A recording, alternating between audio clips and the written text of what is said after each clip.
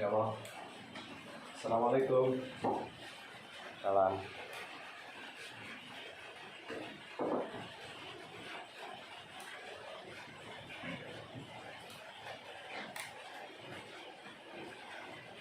Oke.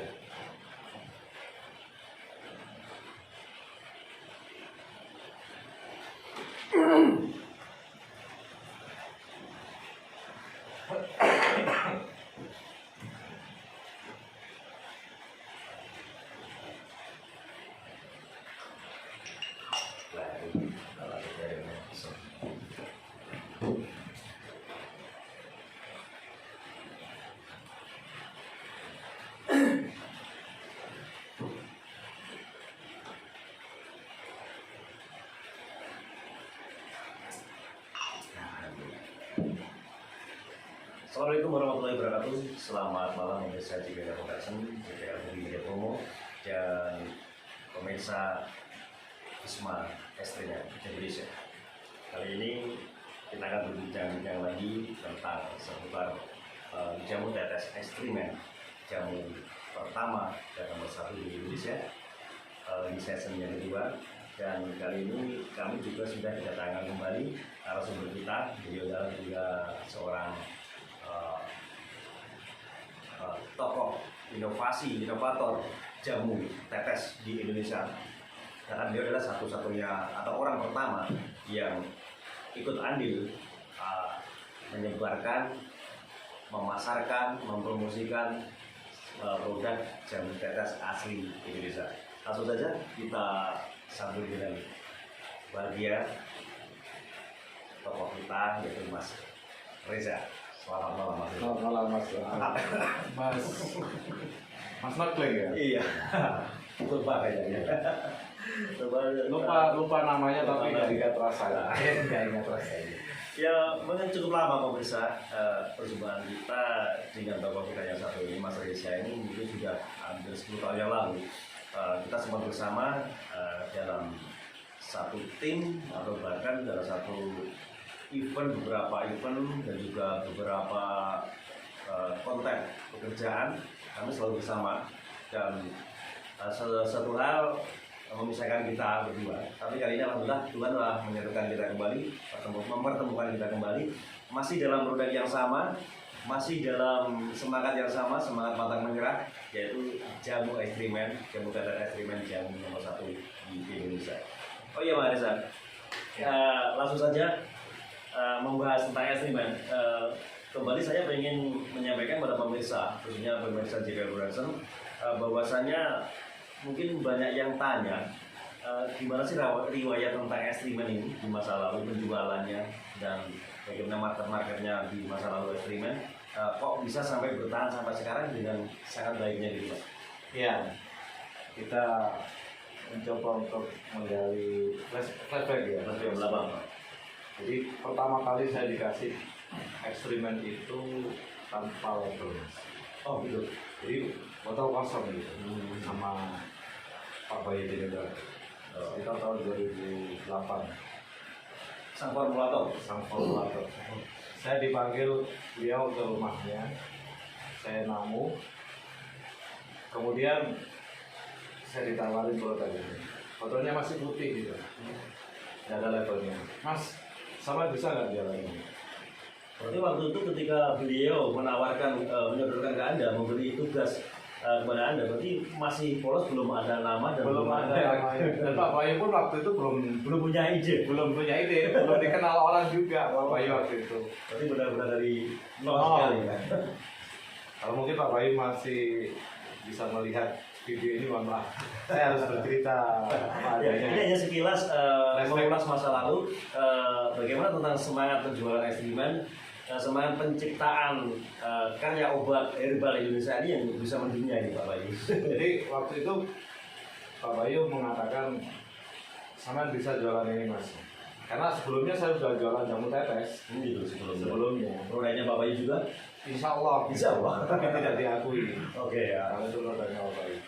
Nah, setelah itu saya dipanggil Pak Bayu, Mas ini udah sama jual, fotonya putih gitu ya. Udah kemasannya, gambarnya, labelnya, terserah sama namanya apa, harganya terserah sampean. Ketika itu saya tidak serta-merta menjual jamu tetes ini, tapi saya testimoni ke beberapa orang yang benar-benar mengalami penyakit yang sangat berat. Waktu itu stroke, diabetes, kemudian asam urat, asam lambung, berat-berat pokoknya. Itu hampir 3 bulan saya testimoni. Saya bawa produk itu kemana-mana. Sampai mana saja itu testimonial? Enggak sih, enggak jauh-jauh. Cuma saya cari orang yang benar-benar sakit, tak kasih.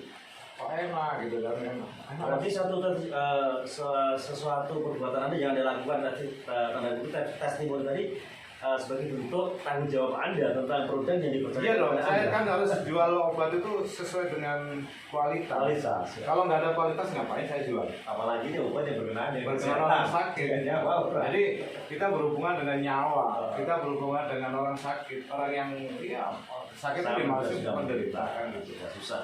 Tidak serta-merta saya harus menjual obat ini terus kemudian saya jual begitu saja. Dari beberapa testimoni itu, dari bahasa kita bukan testimoni, apa ya, sampling ya. Sampling. Kita coba lah. Bahasa market. Nah, di situ ternyata dalam waktu yang sangat signifikan lah, itu mereka itu sembuh. Ada perubahan, ya. Perubahannya sangat baik, sangat signifikan.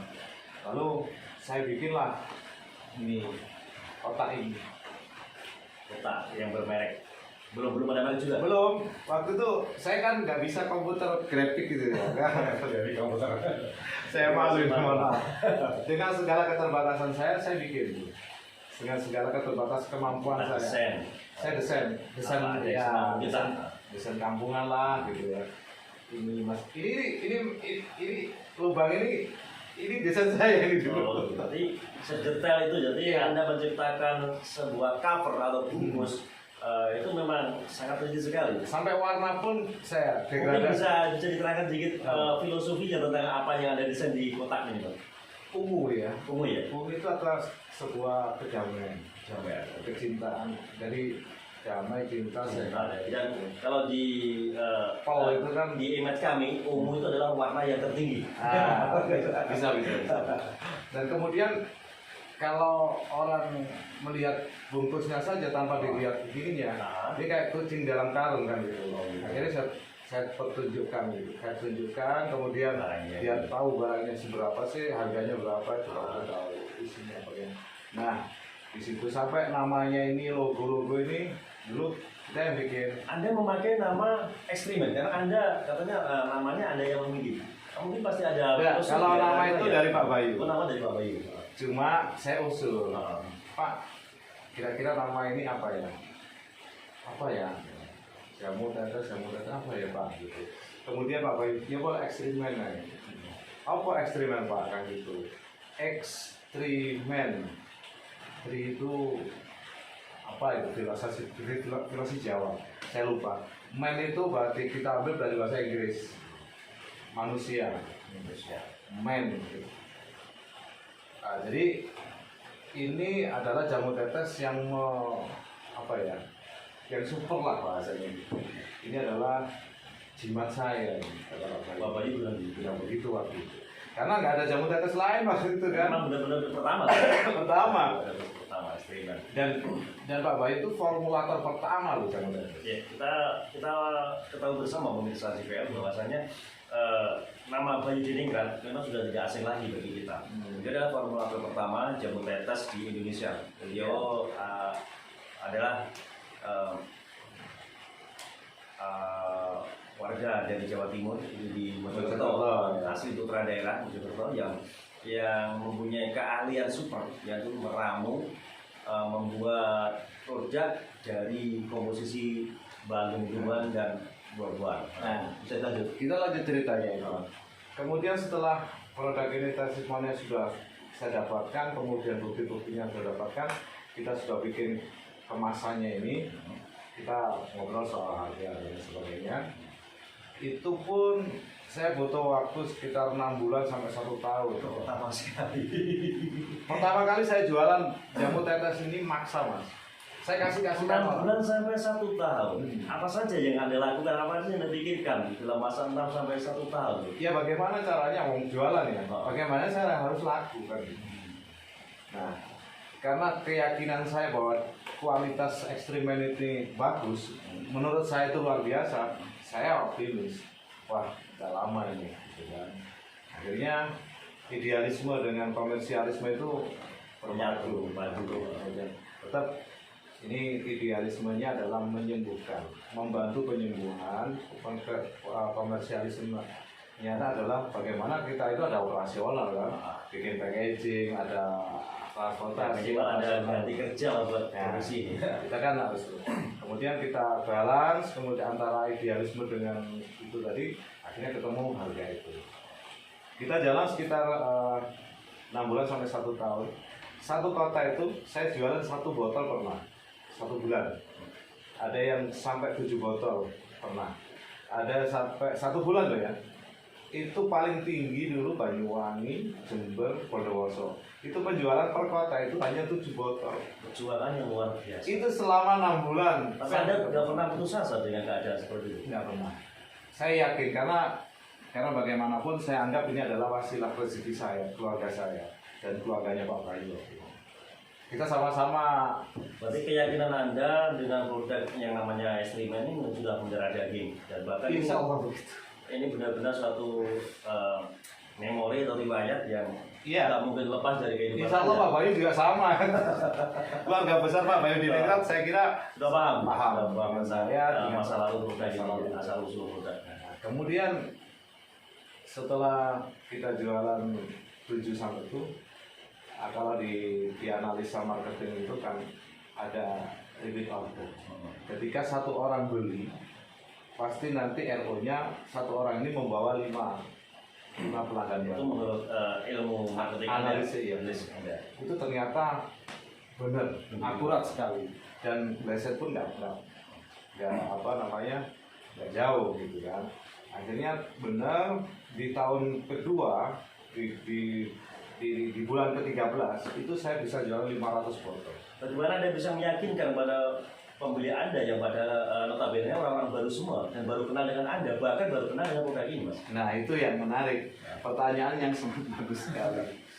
Saya bilang gini sama Pak Bayu, maaf ya, kita santai ya. Ya. Pak, jamu obat di seluruh dunia ini tidak ada satupun yang turun loh formulatornya. Mulai mereka itu berangkat dari nol. Itu sejak abad berapa Pak? Gitu ya. Bisa diingat nih Pak Bayu ya. Kemudian saya bilang gitu, Pak, kalau kita ini produk yang notabene terbaru, ini kayaknya kalau formulator nggak turun susah loh Pak. Aku bilang gitu. Terus gimana caranya Mas Reza kan gitu? Pak Bayu turun. Pak Bayu berani nggak turun? Artinya kalau Pak Bayu berani turun ke masyarakat, itu adalah bentuk pertanggungjawaban dari apa yang dihasilkan Pak Bayu ini, yang diciptakan Pak Bayu ini, kemudian bisa membantu masyarakat. Ada pertanggungjawaban, simbiosis mutualisme itu jelas. Gimana Pak Bayu? Itu juga ada nilainya. Ya suami aku kan gitu. Nah, akhirnya Pak Bayu saya ajak turun. Pak Bayu seorang formulator yang notabene kalau menurut Anda, dari kacamata Anda, cara bahkan belum ada yang turun. Nggak ada sama Waktu sekali. itu dia mau turun. Mau. Dengan ajakan Anda. Iya. Kemana Ben pertama kali? Saya ajak talkshow di radio. Talkshow di radio. Kalau waktu itu mungkin radio komunitas ya? Iya, Atau radio komunitas. Kebanyakan radio komunitas. Anda memilih segmen radio komunitas, pasti ada alasan. Ada. Karena dulu saya juga pegiat radio komunitas kan di awal. Ketua JRK. Iya, saya dulu sekjennya JRK Adem, jaringan radio komunitas untuk demokrasi. Dan kebetulan teman-teman saya itu kenal saya seluruh Jawa waktu itu. Itu yang kami manfaatkan. Nah Pak Bayu itu saya ajak talkshow di situ. Waktu itu belum ada pendengarnya loh radio itu. Sampai saya coba Pak Bayu itu berulang-ulang talkshow itu. Sopir saya suruh telepon. Seolah-olah dia itu mendengar. Jadi Ada sopir teman saya itu kan, kebetulan dari mobil. Seolah-olah ya salah satu cara untuk meyakinkan. ternyata Di hari pertama kita datang ke radio itu nggak ada pendengar. Kedua ada 7 orang, 9 orang gitu. Pada pertemuan ketiga ini sampai 100 orang. Luar biasa. Sampai 200 orang pernah itu. Di Ponorogo, di Madiun, di Magetan, di Jember, Banyuwangi. Itu sampai sebegitunya. 100 orang berduyun-duyun dari kota yang sangat terpencil, bahkan dari pelosok-pelosok desa, Iya. hanya untuk menemui seorang Pak Bayu Bayu. ini. Apa yang mereka dapatkan dari Pak Bayu? Iya, dari Pak Bayu itu kan keterangan-keterangan Keterangan. gitu. Seolah-olah Pak Bayu ini kayak dukun apa ya, yang bisa motivator. Bukan. Seolah-olah orang itu datang ke situ ketemu Pak Bayu itu sembuh gitu. Oh, sugesti yang luar biasa. Sugesti. Sampai saya tuh guyonan begini, Pak, besok kita bawa menyan aja selama 2 hari gitu. Ketawa dia Pak Bayu. Sampai bulan ke-24, 2 tahun kemudian itu baru booming. 2011, 2012, 2013 itu penjualan sampai 20.000 satu bulan. Luar biasa. Itu 1 bulan, Mas. Nah, jadi itu sisi kita masa lalu kita waktu bagaimana membuat jaringan radio, membuat jaringan penjual itu sangat berat sekali, dan kemudian membuat jaringan pembeli itu sangat berat sekali. Terus mungkin sedikit yang jadi pertanyaan saya, dari produk yang masih mentah, yang polos, yang masih belum ada merek, sampai bermerek dan dikemas sedemikian muka. Sedemikian. Saya jadi belepotan Pak Besa. Sedemikian rupa.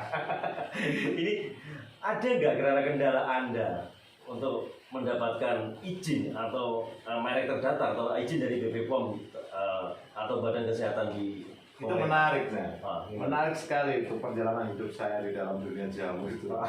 Jadi kita tidak menggunakan BPOM, tidak itu selama 7 tahun. Wah, luar biasa. Tapi apakah itu aman-aman saja? Aman. Bahkan orang BPOM, polisi, AGBRI itu. Anda tidak takut kalau terjadi apa-apa? Misalkan ada pasien yang mungkin salah konsumsi dan lain sebagainya? Tidak, saya tidak takut. Karena apa? Karena dari berbagai macam beribu-ribu orang yang sudah mengkonsumsi ekstrim itu aman. Dan kemudian dari orang-orang BPOM sendiri itu banyak yang konsumsi. Dari orang-orang AGBRI, Polri, pejabat-pejabat itu banyak yang beli. Bahkan pemirsa JP Production, seperti kita ketahui bersama, kenapa sih ini bisa jadi istimewa? Istimewanya itu tadi orang-orang dari dunia tenaga kesehatan, bahkan dari BPOM, dari orang-orang yang notabene bekerja berkecimpung di kesehatan juga memakainya. Dan mereka tahu loh kalau nggak ada BPOM ya. Oh gitu. Mereka tahu semua. Berarti mereka percaya dengan kualitas. Bahkan saya pernah pengalaman, Pak Bayu juga pernah pengalaman itu, seorang dokter itu menyarankan pasiennya untuk menggunakan eksperimen ini. Diam-diam, Pak jangan rame-rame ya, eksperimen aja. Karena si dokter ini juga menggunakan eksperimen. Karena mungkin dia paham apa yang ada itu. Paham. Dan kemudian kalau kita teliti juga di kawasan sini, kawasan Magetan dan sekitarnya juga banyak sih dokter dan apotek-apotek yang juga menjual produk ini. Tentu dengan tanda kutip catatan bahwa beliau sudah bisa membuktikan dan bisa mempertanggungjawabkannya. Lanjut Mas, kalau dari BPOM sudah nggak ada kendala, belum ada waktu itu. Kira-kira mereka kalau ada BPOM boleh ada izinnya tertentu? Ada sih, ada namanya di sini tuh dulu ada namanya MIPI kalau nggak salah. Itu tahun berapa kira-kira? Ya tahun 2008 sampai 2019. Memang sudah terdaftar, cuma belum Iya. keluar izinnya gitu. Kita sudah melakukan regulasi itu, sudah jalankan. Cuma belum turun nomornya. Cuma di sana itu tidak diturunkan karena ada ya mungkin kompetitor kan. Yes, itu bahasa. Kalau itu masalah Indonesia, Nggak usah dibahas hal itu. Ya mungkin teman-teman tidak paham lah kenapa kok sampai di yang kita nggak turun. Karena kalau sekarang aja 1 bulan, 2 bulan, 3 bulan langsung. Kita itu 7 tahun nggak dapat BPOM. Itulah keuntungan kita hidup di era saat ini, era demokrasi yang lebih terbuka. Terus dari kisah-kisah Anda, dari perjalanan Anda, istilahnya yang orang menilai dengan tanda kutip babat alas, itu kira-kira keluhan atau kendala apa yang pertama kali Anda rasakan paling berat menurut Anda? Sebenarnya nggak berat, tergantung bagaimana kita menyikapi. Itu soal perasaan saja. Kalau soal tenaga, soal energi ya, semua orang bekerja mengeluarkan keringat, semua orang bekerja menggunakan akal otak. Semuanya lah sekujur badan ini. Cuma memang mental kita waktu itu kan harus betul-betul kuat.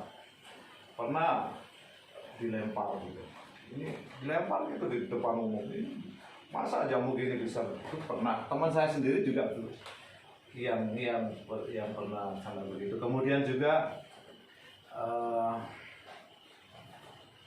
apa ya, nggak ada sih sebenarnya kalau soal Kiat-kiat Anda bisa meyakinkan mereka, bisa menanamkan produk ini ke hati mereka yang sakit atau yang apa saja itu yang sedang Anda lakukan. ya begini Mas, kita kan punya rekaman talk-show Pak Bayu, itu kita rekam, kemudian kita putar lagi di mana itu, di radio. Jadi apa yang kita putar di radio itu asli, real dari rekaman talkshow itu. Tidak ada rekayasa sama sekali. Dan itu kita putar ulang di radio itu, sehingga brainwash itu terjadi karena waktu itu radio masih dominan. Jadi orang sakit, orang tua, misalnya 50 tahun ke atas itu kalau malam kan gelisah, pegangannya HP, namanya radio, dengerin radio. Malam itu gelombang radio yang gede-gede itu udah mati kan. Kita radio komunitas muncul, orang cari mesti dengar suaranya Pak Bayu, dengar ekstremen itu, kita putar ulang. Mereka akhirnya apa? Brainwashnya itu kena. Saya pernah dengar dari beberapa pasien Anda yang kebetulan saya tidak sengaja mencari atau bahkan hanya kebetulan ketemu. Beliau mengatakan bahwa beliau merasa nyaman dengan pendekatan apa yang Anda lakukan dengan tim waktu itu, dan mungkin Pak Bayu Diningrat kepada mereka yang lagi sakit dengan secara humanisme. Itu membuat mereka itu katanya lebih nyaman, lebih yakin, lebih mengenal dengan obat jamu yang Anda produk ini. Alasan Anda gimana tentang yang Anda lakukan waktu itu? Kita ini kan filosofi Anda gitu. Sisi kemanusiaan ya. Kemanusiaannya. Iya. Saya itu berangkat dari keluarga miskin, Mas. Sama mungkin. Oh, kalau itu jangan disebutkan. Artinya kita gini, nggak tahu kalau kita miskin. Bagaimana rasanya kita sakit gitu. Iya. Kita miskin itu nggak makan aja sakit, apalagi ada penyakitnya kan. Iya nggak? Kemudian kalau kita sudah merasakan sebelum konsumen ini merasakan, saya sudah merasakan duluan gitu. Berarti sebelum mereka sambat, aku sudah sambat. Gue sambat bertahun-tahun. Nah, di situ kita muncul. Oh, kasihan juga ya. Bahkan saya datangi ke rumahnya. Bahkan saya nggak tega untuk minta minta uang dari uang. Saya kasih waktu itu. Kebanyakan begitu. Ya wes, nggak mau bayar Mas, bayar Pak. Ya udah, saya kasih 1, bayarnya 1 dan apa-apa. Saya kasih 2, bayarnya 1. Itu sering saya lakukan sama Pak Bayu. Karena alasan itu tadi ya. Iya, karena orang sakit banyak loh. Bahkan pengemis, mohon maaf ya, orang-orang yang minta-minta itu ngumpulin uangnya, recehan-recehan itu buat beli ekstremen. Bayangkan coba. Sakit juga. Mereka karena ingin sembuh. Kerjanya apa? Uangnya Pak recehan. Ada recehan itu apa? Logam itu, 1 plastik itu buat beli ekstremen. Berarti di balik produk ekstremen ini pemirsa, ada sisi kemanusiaan yang mungkin nggak bisa kita jabarkan. Jadi itulah mungkin salah satu poin kenapa ekstremen bisa sangat bertahan, bisa sangat menyatu dengan hati mereka. Bahkan seolah-olah ekstremen ini sebagai kawan bagi mereka yang sakit, kakak. Dan kalau orang Jawa kan ada satu kalimat yang sangat berbahaya itu. Apa itu? Kualat. Kualat. Nah, kalau kita terlalu mengeksploitasi orang sakit, itu gimana? Kalau nggak kualat kan gitu. Kita takut di situ juga. Wes wong loro kemudian tambah tersakiti gitu dengan harga yang tinggi. Kita kalau nggak melihat sisi itu kemanusiaan, ini kalau dijual 2 kali lipat dengan harga sekarang, laku Mas. Iya. Saya potong sedikit. Anda bisa bicara dengan kata itu tadi. Kalau kita mau dengan harga yang tinggi, kita bisa lebih menjual. Pertanyaan saya, Anda dengan harga yang saat ini 200.000, apakah sudah cukup untuk operasional Anda dari bahan baku, produksi dan sebagainya? Cukup lah, cukup. Sangat cukup sekali. dan kita bagi-bagi rezekinya kan sangat cukup rasional buat membantu orang. Karena pada umumnya kalau orang-orang yang sakit berat, stroke, gula darah ini, kalau kita tahu harga obat di apotek, obat di dokter kan pasti sangat melambung, bahkan Jutaan. 4 kali jutaan ya. Tapi dengan produk Anda Ekstrimen ini dengan harga relatif 200.000 ke bawah, Jangan dilihat harganya. Iya. Kalau Ekstrimen ini jangan dilihat harganya, tapi kualitasnya. kualitasnya. Kegunaan, kualitas dan kegunaannya. Kalau saya nggak akan membanding-bandingkan dengan produk-produk lain, saya nggak mau di situ. Saya juga tidak punya program membunuh karakter kompetitor, itu nggak ada sama sekali. Dari dulu biarinlah mereka mengeksploitasi seperti bagaimanapun, saya diam. Jadi kalau diserang bagaimanapun, Ekstrimen itu seperti ini, saya diam. Yang tahu itu adalah konsumen, yang merasakan itu adalah konsumen. Dan yang menjalankan proses itu adalah konsumen. Konsumen tahu kok, ini bahasa iklan, ini bahasa kesehatan, ini bahasa humanisme, ini bahasa kemanusiaan. Konsumen itu tahu. Dengan harga yang sekian melambung dijual 500, 300, bla bla bla bla.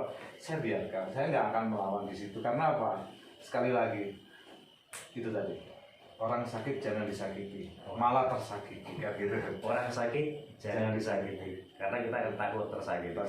Itulah beberapa kata-kata mutiara yang mungkin patut kita contoh, bahwasanya menjual sebuah produk atau menjual jamu atau obat atau apapun itu tidak hanya melulu dari sisi ekonomis, tapi lebih ke humanisme, niat kita untuk menolong. Kurang lebihnya kayak gitu. Langkah Anda ke depan dengan sejarah masa lalu Ekstrimen ini, begini Mas, coba saya potong sebentar ya. Itu selama pertama kali kita jualan Ekstrimen, belum pernah saya ngasih reward kepada penjual.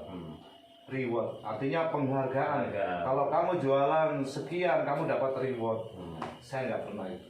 Kenapa? Bukan karena kita itu pelit, ya enggak. Karena ini untuk penjualan obat, jamu, untuk pengobatan, untuk penyembuhan orang sakit. Kenapa harus kita kasih reward gitu? Kayak nggak tega gitu. Kalau kita ngasih reward kepada penjual, kemudian yang dikasih reward itu hasil penjualan dari orang sakit, gitu loh. Itu yang menjadi prinsip kita. Makanya di Ekstrimen itu dari dulu sampai sekarang nggak ada reward. Berarti tanda kutip rewardnya mendingan dikasih yang sakit dengan berupa bonus beberapa botol, beberapa produk biar mereka lebih bisa menikmati.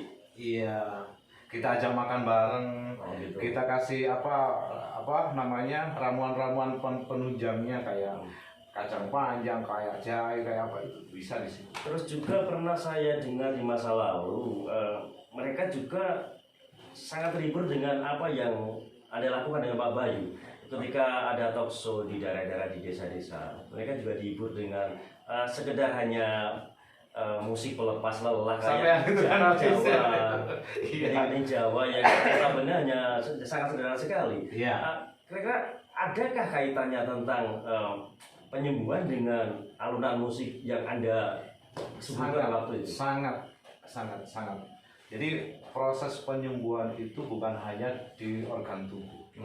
Ada di jiwa manusianya, di perasaannya, di pikirannya. Itu harus, karena penyakit itu kebanyakan datang dari pikiran kemudian turun ke hati kan, ke tubuh dari pikiran. Kalau pikirannya disenangkan, contoh aja, orang kena diabetes, itu tensinya naik sedikit marahnya, diabetesnya walaupun minum jamu 1 gentong itu nggak ada pengaruhnya, langsung naik diabetesnya.